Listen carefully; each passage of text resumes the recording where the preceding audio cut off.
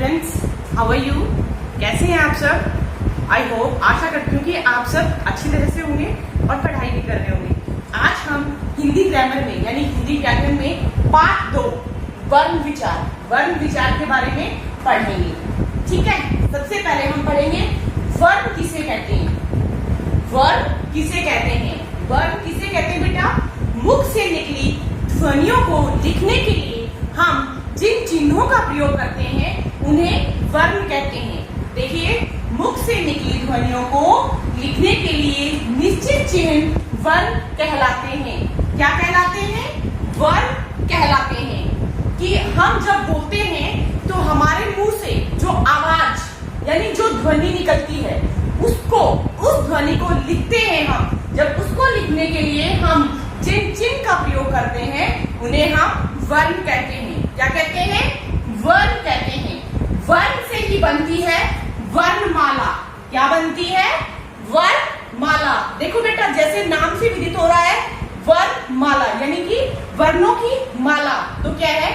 वर्णों के क्रमबद्ध व्यवस्थित समूह को वर्णमाला कहते हैं।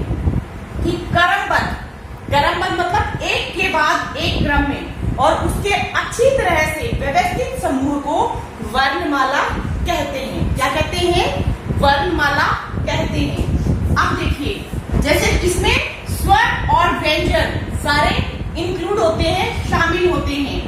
अ, आ, इ, ई, उ, ऊ, री, ए, आई, ओ,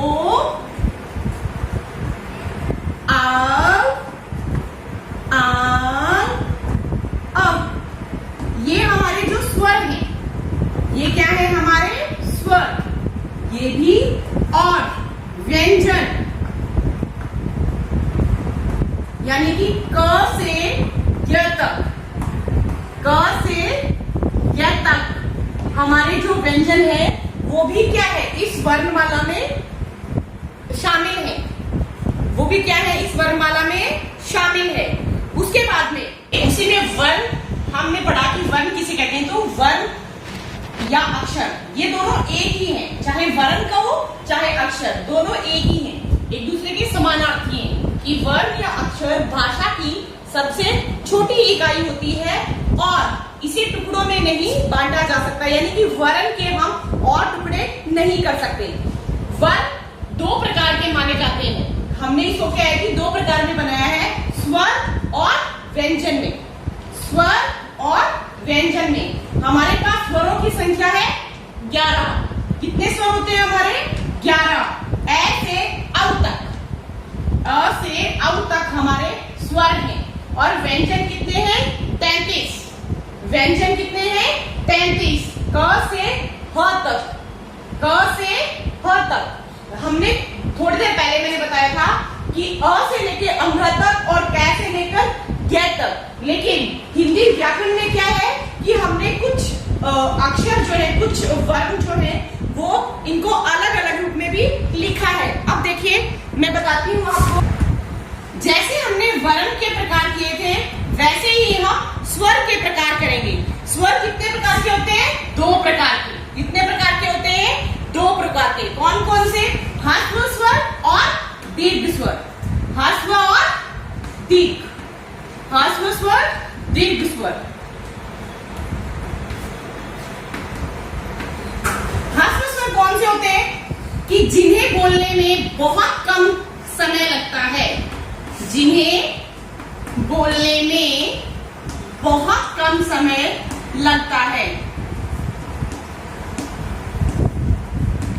कम समय लगता है वो होते हैं हमारे ह्रस्व स्वर। कौन से स्वर? ह्रस्व स्वर। और उसी के मुताबिक देखो बेटा कि दीर्घ स्वर यानी कि जिन्हें बोलने में ज्यादा समय लगता है।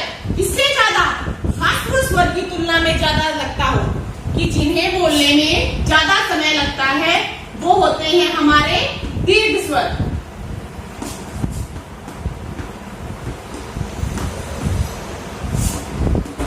वो क्या है हमारे दीर्घ स्वर।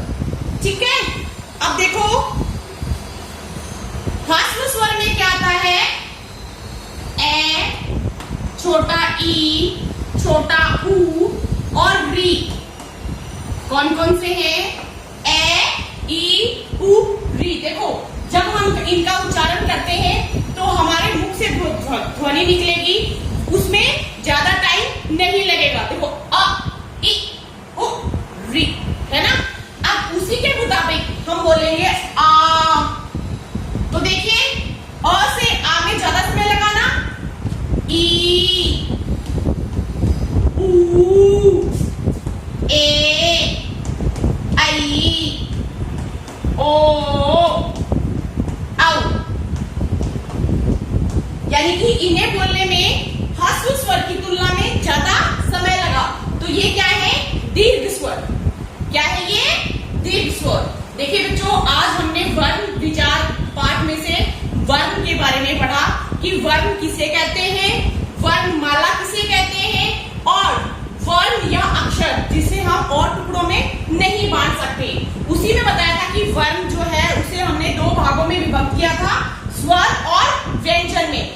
स्वर हमारे पास 11 थे और व्यंजन हमारे पास 33 थे। ठीक है, फिर हमने स्वर के भाग किए कि स्वर को फिर हमने दो भागों में बांटा, ह्रस्व स्वर और दीर्घ स्वर में। ह्रस्व स्वर वो होते हैं जिन्हें बोलने में कम समय लगता है और दीर्घ स्वर वो होते हैं जिन्हें बोलने में ज्यादा समय लगता है। ह्रस्व स्वर हमारे पास 4 हैं, अ, छोटी ई, छोटा ऊ और री। वैसे ही दीर्घ स्वर में आ, बड़ी ई, बड़ा ऊ, ए, आई, ओ और औ आते हैं। मुझे लगता है कि आज आपको जो मैंने पढ़ाया वो समझ में आया होगा।